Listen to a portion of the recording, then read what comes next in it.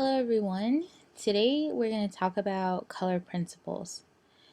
And we're just going to go over a few things and I will mention them throughout this screencast. So let's just go on and talk about the first thing. The first thing we want to talk about is what are warm, cool, and neutral colors. Now, warm colors are colors that evoke warmth, such as red, orange, and yellow. Very simple. Cool colors are colors that make people think of a cool and chilly kind of feeling. So that's what cool colors are. Now, neutral colors don't create much of an emotion, such as this type of gray. All shades of gray is neutral, along with brown and this kind of skin tan color then has this neutral kind of green and this kind of off neutral mauve kind of color. So neutral colors don't create much of an emotion. Usually when neutral colors are used is kind of you see a lot of use as backgrounds in some cases because they're not so striking. They're really subtle, which is really good for a design to hold and let other elements be viewed more than the background. So that's some neutral colors. Now, other thing is, what is CMYK and RGB? CMYK, which is this example over here, CMYK, which is a short for cyan, magenta, and yellow, and the key is black, is created by pigments and is used in print. So if you're going to print something out of a printer or go to a copy or printer shop to get something printed, for example, posters or stationery, postcards, photographs, it's going to be printed in CMYK. RGB, on the other hand, which is this example, is short for red, green, blue, and which are the three primary colors of the system. And it's produced with light. As you can see in the middle, it's white. So RGB is actually light. It's produced by light. RGB is used on televisions, computer monitors, and any kind of screen. So, like what you're looking at now, it's all RGB. RGB is also used, for websites. If we're going to have our color mode, it's usually used for our website photographs, graphics, etc. Anything that we're not going to print out, it's going to be RGB. Now, what role does contrast influence color? Contrast influences color by making it readable for the viewer. For example, just this slide right here. There's this nice kind of gray background, but you see that right on top of it, it's not the color of this paragraph of text is not black. It's a dark gray, which makes it subtle and less striking to the eye, which makes it peaceful for the eye to read. In many different ways of design, color is used to draw one's attention towards a part of a page, like a certain thing, a word, or an important element on a page. For example, that's not going to work out. Delete that. Okay, ignore that. For example, this is a dark red color, but what if I made it that red? Oh, not even that red. Let me take the stroke off.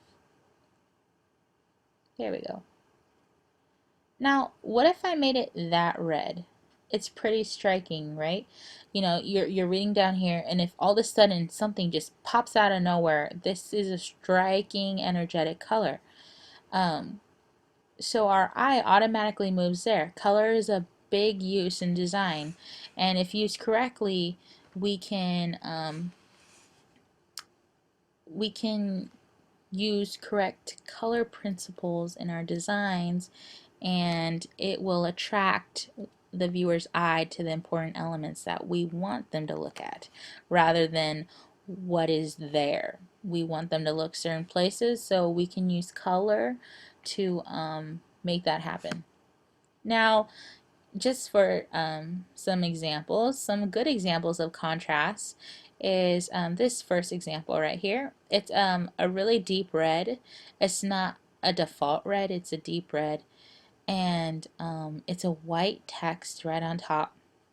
Very simple to read. It's not harsh to the eye at all. Um, Also, with this second example, it's kind of a yellowish um, background with a really deep red text, which is also very very I just lost my train of thought, which is very readable and legible.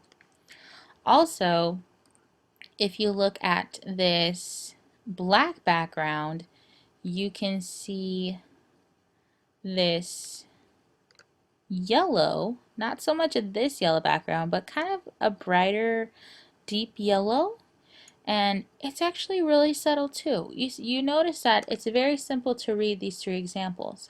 This is what we want to use on in our designs, our websites. We want to learn how to be able to create and use this. Now, some bad examples of contrast are these. Now, the first one, you look at it and you're like, oh, well, you know, it's just blue on blue. It should be okay. But if you start big and then you start moving kind of small, it gets a little hard to read. Okay? It's not so much of a watermark effect. We want it to be legible, and this isn't a very legible um, contrast. So if you move on to the second one, it's also, you have this kind of, it's not so pink, it's kind of pinkish purple with this kind of pale yellow, which makes it look kind of old, not like it's important, and we want everything to be important.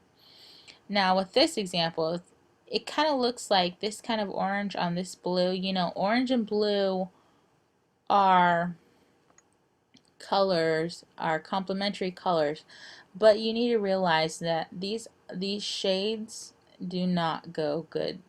It kind of looks, if you squint your eyes at this example, it looks like there's light shining at you, and it's not very pleasant. Okay, so enough of that. How does color influence emotional response? Now I'm just going to go quickly through this. Yeah, so let me show you. Now red. Red represents alertness, desire, fashion, luck, and pain. These are just some examples. There's many more, but I'm just going to give you some basics. The positive things about red, the color red, is it's active, charming, devoted, dynamic, emotional, loving, strong, successful, and warm. Some negative things, it's aggressive, it's angry, evil, humiliated, impatient, offensive, and violent. Now, what about orange? Orange represents action, appetite, communication, fitness, and laughter. Some positive things about orange is that it's active, it's changing, it's energetic, flexible, happy, joyful, solid, tropical, and welcoming. And some negative things about orange is it's exaggerated, it's outrageous, and tiring. So yeah, there's some things about orange. Now, what about yellow? Yellow represents brightness, well, obviously, like the sun. Um, it represents caution, energy, fear, and laughter. Some positive things about yellow is that it's clear, it's expansive, it's golden, imaginative, logical, stimulating, warm, wise, and young. Some negative things is that it's coward, it's hazardous, it's resented, it's warning, and it's a traitor. It's pretty intense. Okay, now what about green? Green represents adventure, freedom, health, hope, and sympathy. Positive things about green is it's clean, it's efficient, free, generous, healthy, secure, and wise. And some negative is that it's greedy, ignorant, jealous, and sick. Now, blue. Blue represents balance. It represents culture, law, power, and protection. Some positive things is that it's clean, faithful, fresh, peaceful, reliable, tender, and virtuous. Some negative things is that it's depressed, it's isolated, restrained, and sad. Now, the last one is purple. Purple represents ambition. It represents art, luxury, and magic, and represents royalty. Some positive things about purple is that it's anxious, fantastic, noble, proud, secret, true, and witty.